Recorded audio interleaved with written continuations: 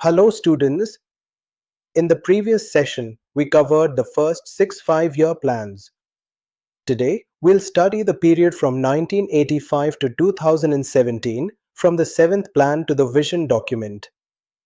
The 7th plan focused on food grain production, employment and modern technology. The target was 5% but India achieved 6%. This plan broke the so-called Hindu growth rate of 3-4% and signaled a more dynamic economy. Sir, why do we call it the Hindu growth rate? It was a term used by some economists to criticize India's slow growth of around 3.5% from 1950 to the 1980s. The 7th plan showed that India could grow faster than that stereotype. Due to political instability and the 1991 balance of payments crisis, the 8th plan was delayed.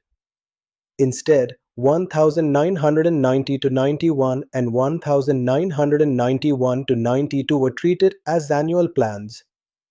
This was a very tough time. India's foreign exchange reserves were so low that we had to pledge gold to borrow money. The 8th plan marked a turning point. Based on the Rav Manmohan model, it introduced the famous LPG reforms, liberalization, privatization, and globalization. The target was 5.4%, but India achieved 6.68%.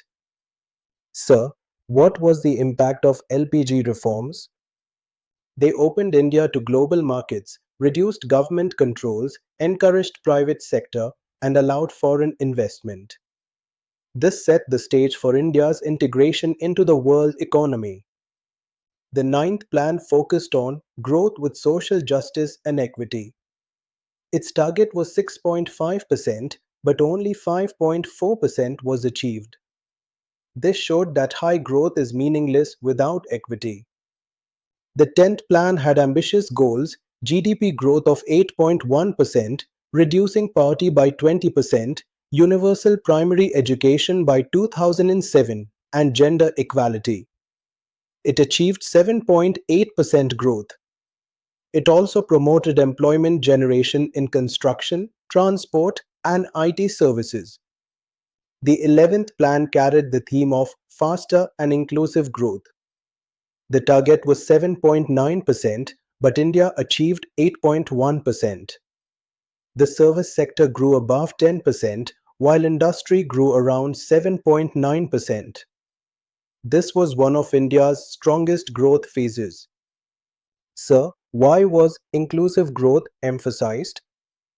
Because earlier growth mostly benefited cities and industries. The 11th plan aimed to include rural India, women, and weaker sections in the growth process. The 12th plan had the theme of faster, sustainable, and more inclusive growth. Its size was huge, 37.7 lakh rupees crore. It set ambitious targets: 8% GDP growth, 4% agriculture growth, 10% manufacturing growth, 50 million non-farm jobs, poverty reduction by 10%, health and education improvements. But global slowdown and domestic challenges meant that many targets were not fully achieved. By 2015, the Planning Commission was replaced by Niti Aayog. In 2017, India officially ended the 5-year plan system. The focus shifted from rigid long-term planning to more flexible strategies. The new framework consists of a 15-year vision document for long-term goals, a 7-year national development agenda for medium-term programs, and a 3-year action agenda for immediate priorities. The main objective is poverty eradication and transforming India into a modern, sustainable economy. Sir, does this mean 5-year plans are history now? Exactly. India now prefers flexibility and rolling strategies instead of rigid plans. But the legacy of the 5-year plans remains important for understanding our development journey. So students, we have covered all 12 5-year plans and their impact on India's economy. From agriculture and industry to liberalization and inclusive growth, these plans shaped modern India. That concludes our session. Jai Hind.